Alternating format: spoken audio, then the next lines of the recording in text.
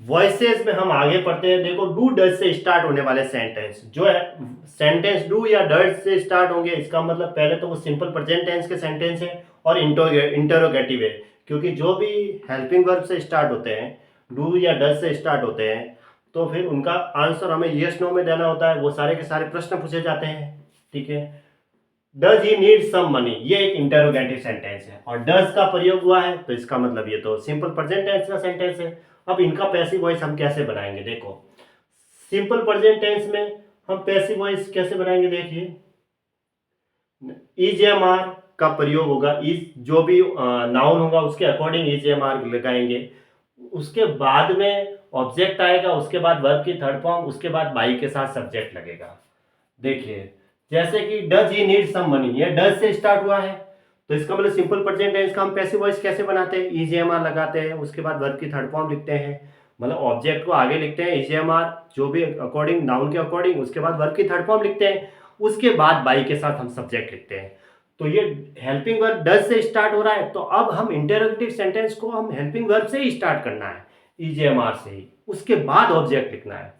तो अब ऑब्जेक्ट क्या है, नीड के बाद ऑब्जेक्ट है some money. Some money uncountable noun है, मनी की बात हुई है, तो हम हेल्पिंग वर्ब क्या लगाएंगे, is. Helping verb is he लगाएंगे। अगर ये प्लूरल नाउन होता और काउंटेबल होता तो हम आर लगाते हैं, लेकिन ये तो अनकाउंटेबल नाउन भी है। ठीक है, सम मनी, उसके बाद में इज तो हमने लगा दिया, उसके बाद हम ऑब्जेक्ट लिखेंगे इज सम मनी। ठीक है, उसके बाद ऑब्जेक्ट लिखा जाएगा।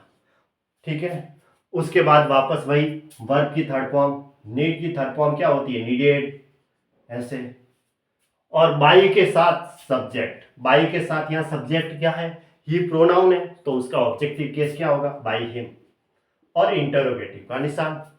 बस फर्क इतना सा है, इसको आप हेल्पिंग वर्ब से ही स्टार्ट करोगे, बाकी वही रूल्स फॉलो करने हैं। और ये जो हेल्पिंग वर्ब लगेगी आगे, वो ऑब्जेक्ट के अकॉर्डिंग लगेगी। उसका जो नाउन अगर सिंगुलर है तो हेल्पिंग वर्ब सिंगुलर लगेगी, अगर नाउन प्लूरल आएगा तो फिर ऑब्जेक्ट अगर प्लूरल होगा तो हेल्पिंग वर्ब हम आगे प्लूरल लगाएंगे।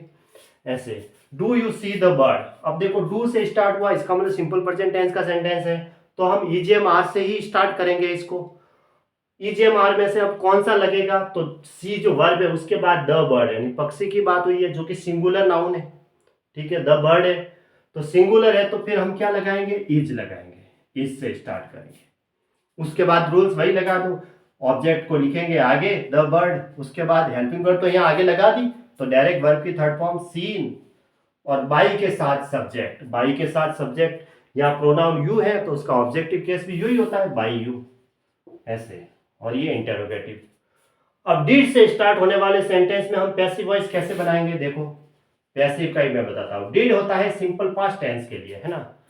सिंपल पास्ट टेंस में तो हम वाज वर्ब लगाएंगे, पहले तो वाज या वर्ब वो अकॉर्डिंग, उसके अकॉर्डिंग ही लगेगा, उसके बाद हम ऑब्जेक्ट लिखेंगे, है ना। उसके बाद ऑब्जेक्ट के बाद क्या लिखेंगे, वर्ब की थर्ड फॉर्म। ठीक है, यहाँ लिखा नहीं, और उसके बाद बाई के साथ हम सब्जेक्ट लगाएंगे, ये ध्यान रखने का। ठीक है, ये वाज वर्ब से स्टार्ट करेंगे सेंटेंस को, उसके बाद जब हेल्पिंग वर्ब से स्टार्ट होगा तो पैसिव वॉइस बनाते समय भी हेल्पिंग वर्ब से ही स्टार्ट करना है। जैसे डिड है तो सिंपल पास्ट टेंस का है, तो हमें वाज वर्ब से स्टार्ट करना है, बस वाज सिंगुलर नाउन के आगे, और वर्ब होता है वो प्लूरल के लिए लगता है। उसके बाद ऑब्जेक्ट, उसके बाद वर्ब की थर्ड फॉर्म, उसके बाद हम बाई के साथ सब्जेक्ट, वही रूल्स फॉलो करने हैं। अब यहाँ डिड है तो हेल्पिंग वर्ब, इसका मतलब ये सिंपल पास्ट टेंस है, तो सिंपल पास्ट टेंस है तो हम हेल्पिंग वर्ब में वाज या वर लगाएंगे। अब वाज या वर में से कौन सा लगेगा, एंटरटेन वर्ब है, उसके बाद यू दे रखा है, और यू के साथ हमेशा प्लूरल वर्ब आती है। यू के साथ हमने पढ़ा आगे, यू के साथ प्लूरल वर्ब आएगी, तो फिर वर आएगा, क्या आएगा, वर, ऐसे, वाज नहीं आएगा।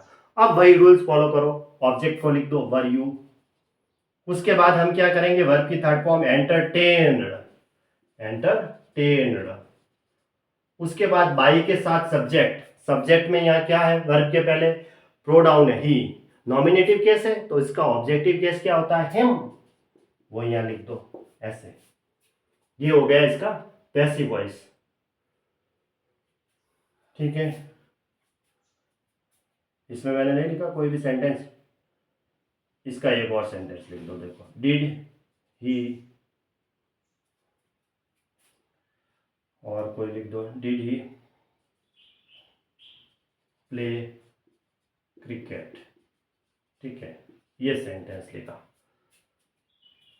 Did he play cricket. ठीक है, डिड से स्टार्ट है, इसका मतलब सिंपल पास्ट टेंस का सेंटेंस है, तो हम डिड है तो वाज या वर से स्टार्ट करेंगे। अब वाज वर में से क्या लगाएंगे? ठीक है, प्ले के बाद ऑब्जेक्ट या क्रिकेट है तो सिंगुलर है, तो उसके लिए हम क्या लगाएंगे? वाज लगाएंगे, वाज। अब उसके बाद ऑब्जेक्ट लिख दो, क्रिकेट। ठीक है, वाज क्रिकेट। उसके बाद हम वर्ब की थर्ड फॉर्म प्लेड, बाई के साथ हम क्या लगाएंगे? सब्जेक्ट। सब्जेक्ट में या प्रोनाउन ही है, उसका ऑब्जेक्टिव केस क्या होगा? हिम या इंटरोगेटिव लगेगा। हाँ, पैसिव वॉइस बनाते समय हमें इंटरोगेटिव ही लिखना है लास्ट में, प्रश्नवाचक चिन्ह। Did he by a book. अब डिड आया तो सिंपल पास्ट टेंस है, तो वाज वर्ब से ही स्टार्ट करना है, हेल्पिंग वर्ब से ही स्टार्ट करना है, क्योंकि प्रश्न पूछा जा रहा है और इंटरोगेटिव सेंटेंस है। तो फिर हम अब देखो वाज या वर्ब में से क्या लगेगा? बाई के बाद क्या है? ए बुक, यानी एक किताब है जो कि सिंगुलर है, तो हम हेल्पिंग वर्ब क्या लगाएंगे सिंगुलर में? वाज। उसके बाद प्लूरल होता ना तो फिर हम वर लगाते हैं, जैसे यू के प्लूरल के लिए आता है तो फिर यू के लिए फिर वर लगेगी। अब ए बुक ऑब्जेक्ट को आगे लिखेंगे, ए बुक। ठीक है, वर्ब की थर्ड फॉर्म लगा दो, बॉट, BOUGHT। बाई की थर्ड फॉर्म बॉट होती है, और बाई के साथ सब्जेक्ट। सब्जेक्ट में या ये प्रोनाउन है, उसका ऑब्जेक्टिव केस क्या होता है? हिम। बस, और ये इंटरोगेटिव चिन्ह है ना, प्रश्नवाचक चिन्ह हो गया।